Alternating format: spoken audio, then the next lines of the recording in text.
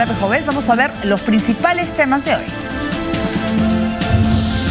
Presidente Tabaré Vázquez suspendió la reunión de cancilleres de UNASUR en Montevideo, mostrando su molestia por los insultos de Nicolás Maduro contra el vicepresidente uruguayo. Y la tensión racial en Ferguson está en su peor momento. 2 agentes de la policía fueron baleados cuando controlaban una protesta por la dimisión del jefe de la policía de la ciudad, criticado por su trabajo durante el caso de Michael Brown. Y al menos 5 personas han muerto durante un incendio en un centro comercial de Rusia. Otras 25 están desaparecidas. Parte del edificio se habría derrumbado por el intenso calor.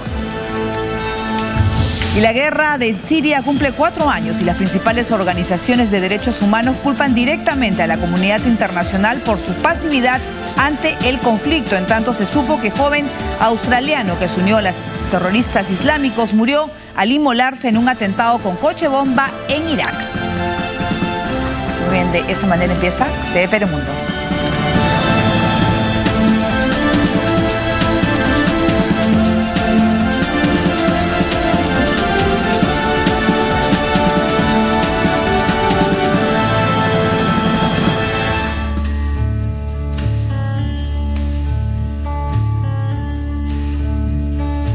This is the end, beautiful friend. This is the end, my only friend. The end of our elaborate plans. The end of everything that stands. The end, no safety or surprise. The end, I'll never look into your eyes again.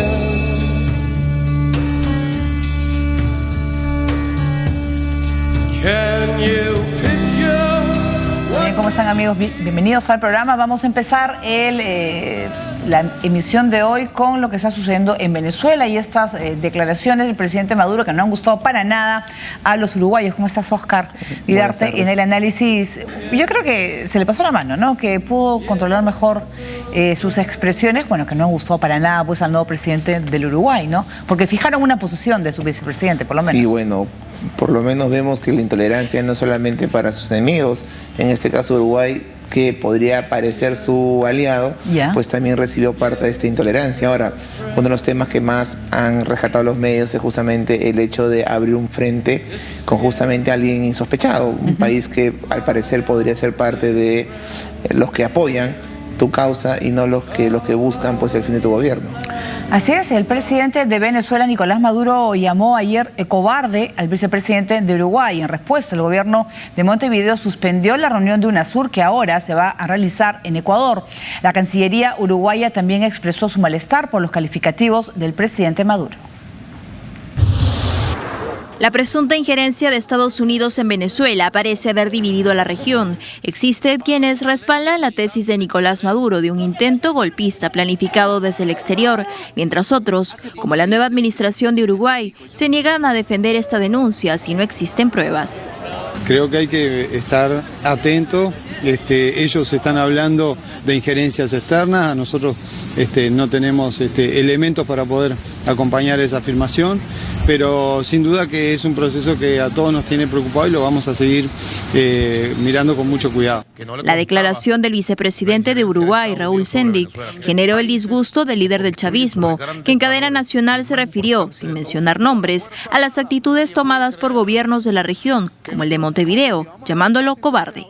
Por allá un amigo en el sur declaró, un gran amigo, que tiene un buen cargo, un importante cargo en un gobierno, que no le constaba la injerencia de Estados Unidos sobre Venezuela. Qué vergüenza esa declaración. A veces el comandante Chávez me decía, tranquilo, Nicolás, siento ahorita como que me lo dijera, que el mundo está lleno de cobardes, me decía, cuando por allá sale un cobarde a tratar de ganar indulgencia con los gringos. El gobierno de Tabaré Vázquez no tardó en mostrar su malestar por estas declaraciones. Es así que el canciller uruguayo Rodolfo Nin Noboa llamó a consulta a su embajador en Venezuela a efectos de atender los dichos de Maduro calificados de inamistosos. Este diferendo entre ambas naciones coincide con la decisión de los cancilleres de UNASUR de posponer la reunión que llevarían a cabo este jueves en Montevideo para evaluar las sanciones impuestas por Estados Unidos a Venezuela por casos de violación a los derechos humanos cometidos en el régimen de Maduro.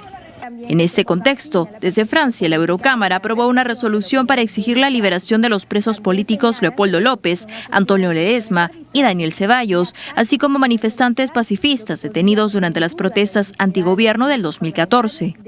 Desde el Senado norteamericano, el republicano Marco Rubio prepara la primera audiencia del Comité de Relaciones Exteriores, que contará con la presencia de altos funcionarios del Departamento de Estado y Tesoro, así como consultores para analizar la situación de Venezuela.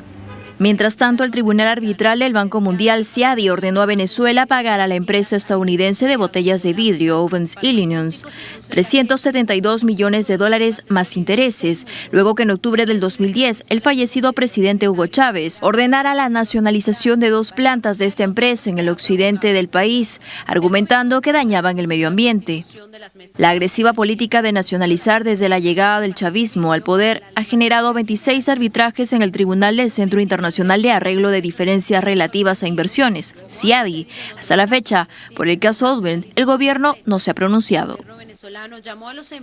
Muy bien, hay diversos puntos para poder comentar sobre Venezuela, pero hablemos primero de lo dicho por Maduro y por el comentario hecho por el vicepresidente del Uruguay, que es distinto, pues, Pepe Mujica a Tabaré Vázquez, ¿no? La posición del Uruguay, del presidente de Uruguay hacia Venezuela, ¿no? Sí. Había una relación más cercana, ¿no?, de José Mujica, tanto con Chávez y ahora con Maduro, ¿no? Sí, habría que recordar que durante el primer gobierno de Tabaré Vázquez la relación con Venezuela no fue tan sólida como muchos podrían creer en esta pseudoalianza de países de izquierda sudamericanos.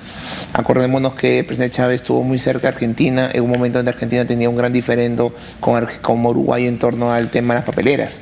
Entonces creo que Tabaré Vázquez no tuvo una buena relación, pero también hay que tener en cuenta que hoy el problema se ha armado por unas declaraciones básicamente por 2 líneas, ¿no?, en las cuales el vicepresidente y además presidente del Congreso uruguayo dice y señala que él no cree o no ve razones para hablar de injerencia de Estados Unidos. Simplemente eso. Eso ha llevado a una, digamos, respuesta bastante dura por parte del gobierno venezolano, porque podríamos discutir si hay injerencia, es decir, realmente si hay injerencia, algunos dirán, no, el tema de la injerencia ha sido utilizado continuamente por el gobierno venezolano sin muchas pruebas a lo largo de los últimos 3, 4, 5 años, pero podríamos decir que en este caso concreto el llamar y hablar de seguridad nacional o de emergencia nacional y de sanciones podría constituir una interferencia en asuntos internos venezolanos. Podríamos debatir el tema. Es más, yo creo que hay cierto nivel de injerencia y creo que, conociendo la relación de Estados Unidos con los países de la región, generalmente este podría ser un primer paso para lo cual podría ser una mayor intervención de Estados Unidos en Venezuela, como ya pasó en el año 2002. Pero esto es parte del debate. El problema es que eso no puede generar, pues, comentarios tan duros como el presidente Maduro y además por un tema sustancial, porque la pregunta es, ¿le conviene al gobierno venezolano enfrentarse a Uruguay? O sea, una cosa es Estados Unidos. Ya vimos cómo enfrentarte a Estados Unidos te trae réditos políticos. Y la reacción desmedida de Estados Unidos también. Porque más bien haces que tengas contemplaciones, que la OEA te diga, no, estamos con Venezuela, que UNASUR vaya a dar un voto a favor de Venezuela en contra de las expresiones del presidente Obama y del gobierno norteamericano, divides a la oposición, todo eso te favorece. Pero ¿qué tanto te favorece enfrentarte a Uruguay? Es decir, si en vez de ser un aliado, ¿no? Exacto. De buscar aliados en la región. Pero eso mira, sobre todo, lo que está sucediendo. En Estados Unidos, el jefe del Comando Sur ha dicho, por ejemplo, que Venezuela está muy cerca del colapso. Ha dicho que da pena ver un país como Venezuela, que tiene grandes reservas de petróleo, dice, caer en una atrofia económica. Puede ser también que la situación, pues, Estados Unidos está ya poniendo una posición, no sé si firme, ante lo que podría ser la debacle del gobierno de Nicolás Maduro en los próximos meses. Yo creo que también exageran, es decir, hablar de una atrofia de un país que a pesar de una crisis económica tiene importantes ingresos por petróleo, no es la realidad venezolana, no es verdad. En Venezuela hay una crisis, hay un sistema económico que no funciona, pero hay un sistema político que tiene mucho poder y obviamente controla muchos engranajes del país. Así que a mí lo que me causa preocupación es que, ya lo hemos visto en el pasado, que Estados Unidos comience a utilizar una política mucho más intervencionista en Venezuela. Venezuela no es Rusia, Rusia tiene otro tipo de consideraciones, en el caso de Ucrania. Venezuela es un país pequeño comparado con Rusia, de Latinoamérica, y donde ya existen experiencias cercanas de intervenciones importantes de la potencia mundial. Así que a mí me causa preocupación que antes que ser un elemento que favorece el diálogo, que es lo que necesita hoy Venezuela a gritos, Estados Unidos sea un elemento disociador, un elemento más dentro del panorama conflictivo que vive hoy Venezuela. ¿Y cuál es el papel de Rusia? Porque ahora estaba leyendo que Rusia se sumaría a ejercicios militares con Venezuela. ¿Es provocador o forma parte de una rutina ya conocida? Que dicho sea paso, es algo que ya ha hecho en años anteriores. Ya se han llevado a cabo preparativos navales entre Venezuela y Rusia, ¿no? Es más, se habló de la presencia de Rusia en el continente luego de varias décadas, finalizada la Guerra Fría. Bueno, eso es parte de otro tipo de política, ¿no? En el caso ruso, que también implicó la visita de Lavrov el año pasado, incluyendo nuestro país, una política que pasa por demostrarle a Estados Unidos que Rusia no es un país aislado, que tiene alianzas, que tiene países a los cuales visita, con los cuales mantiene relaciones, y que de alguna manera el supuesto apoyo que muchos podrían pensar debería tener Estados Unidos en la causa ucraniana no lo es tanto, ya que los países son más pragmáticos y también admiten a establecer relaciones, como la visita de nuestro presidente hace unos meses a Rusia. Entonces, lo que trato de decir es que es parte de esta política de Rusia. Por parte de Venezuela es fundamental demostrarle a la potencia mundial que tiene aliados y además con un contenido militar que me parece que en estos momentos es clave. ¿Y qué se puede esperar realmente de la reunión del UNASUR? Además de la condena, obviamente, contra el Venezuela, ¿qué puede hacer? Hasta hoy... O sea, que sí es que se realiza realmente en Ecuador. Hoy, lo que se podría haber pensado hoy, que iba a ser la reunión en Uruguay, es un poco repetir la necesidad del diálogo que es necesario, la importancia de las elecciones, pero también un apoyo a las expresiones de Estados Unidos. Otra cosa es ahora qué va a pasar el sábado, porque ya en este escenario creo que el tema va a ser un poco más duro, más álgido. Creo que se va a repetir el tema del diálogo y de las elecciones. Ya no estoy tan seguro que pueda pasar en torno al apoyo o a la crítica al gobierno norteamericano en este escenario en donde un país clave como Uruguay ha sido afectado. Y eso no genera un buen precedente, porque lo que le dice a los demás países es: ustedes no están en la capacidad de criticarme ni darme la contra, porque yo voy a salir a despotricar contra ustedes. Y esto no es no es ni diplomático ni adecuado para los intereses de Venezuela.